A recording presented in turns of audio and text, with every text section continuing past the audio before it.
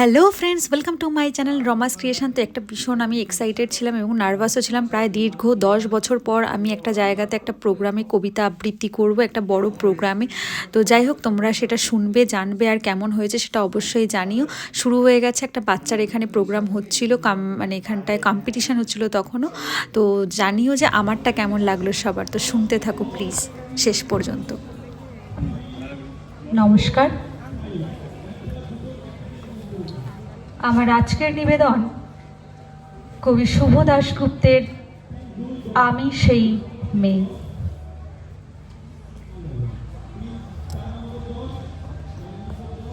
আমি সেই মেয়ে, বাসে, ট্রেনে, ট্রামে, রাস্তায় যাকে আপনি রোজ দেখেন, যার শাড়ি, কপালের টিপ, কানের দুল আর পায়ের গোড়ালি আপনি রোজ দেখেন।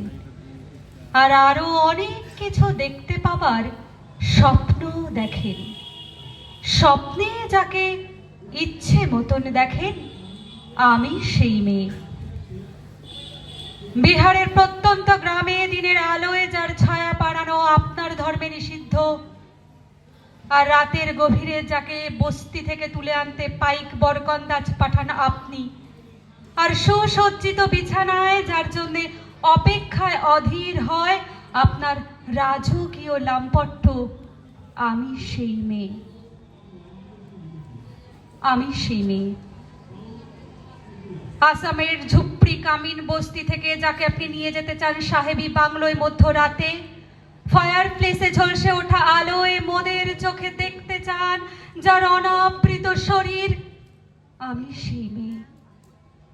রাজস্থানের শুকনো উঠোন থেকে পিপাসার জল আনতে যাকে আপনি পাঠিয়ে দেন 10 মাইল দূরের সরকারি ইধারায়, আর 20 মাইল হেঁটে ক্লান্ত বিধ্বস্ত যে রমণী ঘরা কাখে ঘরে ফিরলে যাকে বসিয়ে দেন চুলোর আগুনের সামনে আপনার রুটি বানাতে, আমি সেই মেয়ে। আমি সেই মেয়ে যাকে নিয়ে আপনি মগ্ন হতে চান গঙ্গার ধারে, কিংবা ভিক্টোরিয়ার সবুজে, কিংবা সিনেমা হলের নীল অন্ধকারে, যার চোখে আপনি এঁকে দিতে চান ঝুটো স্বপ্নের কাজল, আর ফুরিয়ে যাওয়া সিগারেটের প্যাকেটের মতন পথের দুপাশে ছুঁড়ে ফেলে আপনার ফুল সাজানো গাড়ি ছুটে যায় শহরের পথে। কোণে দেখা আলোর গধূলিতে একা দাঁড়িয়ে থাকা, আমি সেই মেয়ে। আমি সেই মেয়ে, এমনকি দেবতারাও যাকে ক্ষমা করেন না।